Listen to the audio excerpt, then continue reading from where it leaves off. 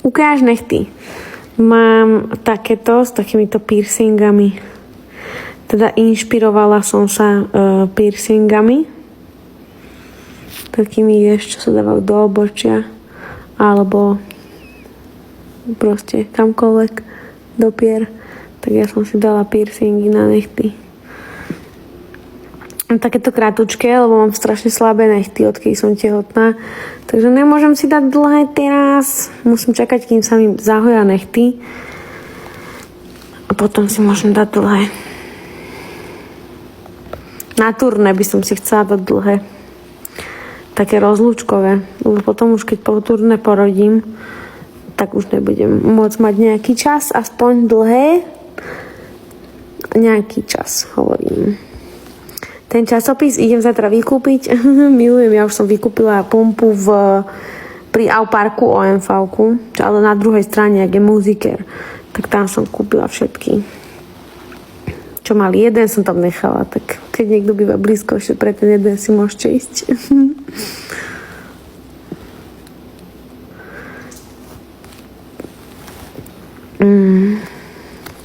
Že ty si tehotná? Vy ste zlatí. No.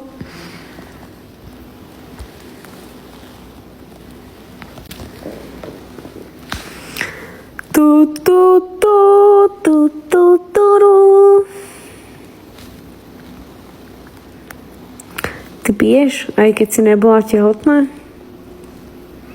Jakže čo pijem? Akože či pijem?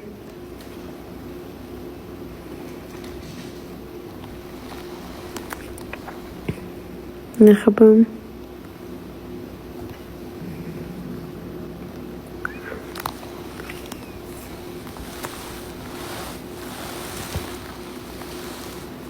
Či budem mať koncerty do pôrodu? Áno. Turné. Na slovenských mestách už je vypredané. Za čo vám ďakujem veľmi pekne. A v Česku ešte sa dá prísť do Prahy alebo do Brna. Práve som si prečítala ten rozhovor. Normálne ma to dojalo. Fakt? Čo ja viem, či tam bolo niečo dojímavé. Čo ťa na tom dojalo? Cituj ma, prosím. Po pôrodu budú koncerty, len musím sa zahojiť nejaký čas a potom od augusta ideme. Bomby.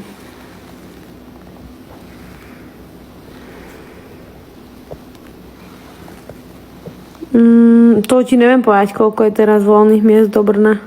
Nedávno som to nahrávala na storky, ale zabudla som popravde.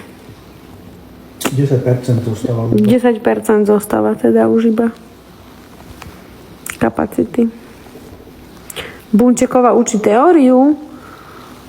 Fakt? Myslela, že ona učí iba spev. Pozdravujte ju odo mňa. Teraz som v 6. mesiaci.